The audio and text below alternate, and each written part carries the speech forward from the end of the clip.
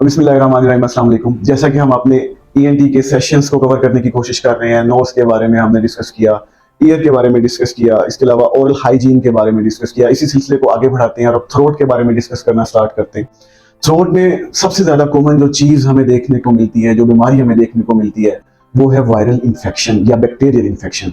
ज्यादातर पेशेंट तकरीबन थ्रोट की बीमारियों में जो मुब्तला होते हैं, अबाउट 65% ऑफ द पेशेंट्स वो फ्लू के साथ आते हैं, गले की खराबी के साथ आते हैं। और फिर यही चीजें जब आगे बढ़ती हैं तो फिर उसकी डिफरेंट कॉम्प्लिकेशन आना स्टार्ट होती है। तो सबसे पहले आज हमने ये डिफरेंशिएट करना है कि कौन सी बीमारी वायरल में आती है और कौन से सिम्टम्स ऐसे आ जाएं गले खराब के साथ, जुकाम के साथ, जो बैक्टीरियल इन्फेक्शन के साथ आते हैं।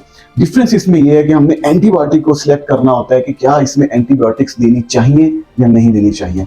मोस्टली प्रैक्टिशनर्स, हमारे हेल्थ केयर प्रोवाइडर्स ज्यादातर एंटीबायोटिक्स पाकिस्तान में दे ही देते हैं ताकि कोई सुपर एडेड इन्फेक्शन ना हो जाए पेशेंट को। लेकिन क्या उसकी इंडिकेशन बनती है या नहीं बनती, इस सिलसिले में हम आज डिस्कस करेंगे, जो कि बहुत ही जरूरी चीज है। बिला वजह एंटीबायोटिक्स देने का अपना नुकसान है, और अगर खुदा न खास्ता एंटीबायोटिक की इंडिकेशन बन रही है और आप एंटीबायोटिक्स नहीं लेते हैं तो फिर इसके अपने असरात आते हैं और वो कॉम्प्लिकेशंस मजीद डिवेलप होना शुरू हो जाती हैं। सो अगर हम डिस्कस करें कि वायरल इन्फेक्शन कैसे होता है और बैक्टीरियल इन्फेक्शन के सिम्टम्स क्या हैं, तो सबसे पहले इसमें डिस्कस करेंगे वायरल इन्फेक्शन को। जो वायरल इन्फेक्शन है, इसका ऑन सेट यानी कि अलामतें अचानक से आना शुरू होती हैं और एकदम से ही पेशेंट जब सो के उठता है या वैसे ही विद इन 2 आवर्स पेशेंट को सिम्टम्स आना स्टार्ट हो जाते हैं, जिसमें गले की खराबी है, गले में खराश आना शुरू हो जाती है। इसके अलावा सीवियर बॉडी पेन स्टार्ट हो जाते हैं, आज़-औक़ात सर्दी भी लगती है पेशेंट को, छींकें आना स्टार्ट हो जाती हैं, और इसके साथ साथ पेशेंट जो है वो बहुत लिथार्जिक और वीक फील करता है। जो सबसे ज्यादा जरूरी चीज है वो है कफ। अगर तो कफ स्टार्ट हो जाए तो ये मोस्टली 95% वायरल इन्फेक्शन की तरफ लेके जाता है। ये सारी चीजें और ये सारे सिम्टम्स अगर आपको फील होते हैं तो आप वायरल इन्फेक्शन के बारे में ज्यादा सोचें। और अगर सिमिलरली हम इसको दूसरी साइड पे लेके चलते हैं बैक्टीरियल इन्फेक्शन की तरफ, तो उसका ऑनसेट अब्रप्ट नहीं होता, वो ग्रेजुअली हो रहा होता है।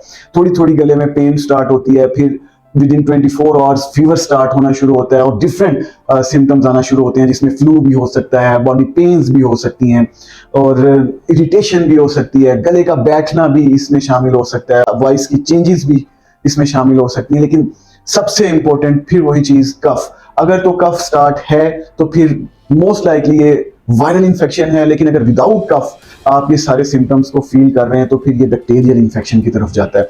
और जब भी बैक्टीरियल इन्फेक्शन आता है तो हमें एंटीबायोटिक्स देना बहुत जरूरी हो जाती है।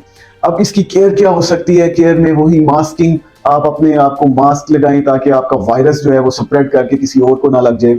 इसके अलावा ज्यादा से ज्यादा फ्लूइड्स लेने पड़ते हैं, क्योंकि फीवर है, बॉडी डिहाइड्रेटेड स्टेट में चला जाता है, फ्लूइड इनटेक बहुत ज्यादा जरूरी हो जाता है। तो ज्यादा से ज्यादा फ्लूइड इनटेक करें, फ्रेश जूसेस लें। इम्यूनिटी बूस्टर्स का बड़ा इंपॉर्टेंट रोल है, जैसा कि हनी है, जैसा कि खजूरें हैं, यखनी है।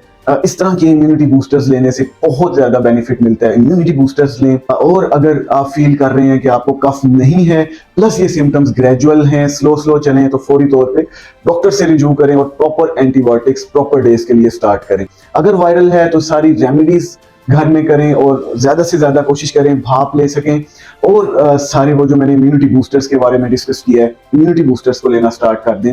और फर्दर अगर कॉम्प्लिकेशंस में चले गए हैं, 5 से 7 दिन गुजर गए हैं और आप ठीक नहीं हो रहे, तो फौरी तौर पे अपने डॉक्टर से रुजू करें। घर में आप कोई एलर्जी की गोली या पैरासीटामोल ये ले सकते हैं in case of both diseases. लेकिन अगर डिजीज प्रोलॉन्ग कर रही है प्लस सिम्टम्स परसिस्ट कर रहे हैं, और ये अपने डॉक्टर से रिव्यू करेंगे। So this was all about the bacterial and viral flu. इनमें डिफरेंशिएट करना बहुत जरूरी होता है ताकि आप प्रॉपर ट्रीटमेंट की तरफ चल सकें। सो स्टे ट्यून, अगले लेक्चर में फिर मिलते हैं। अल्लाह हाफिज।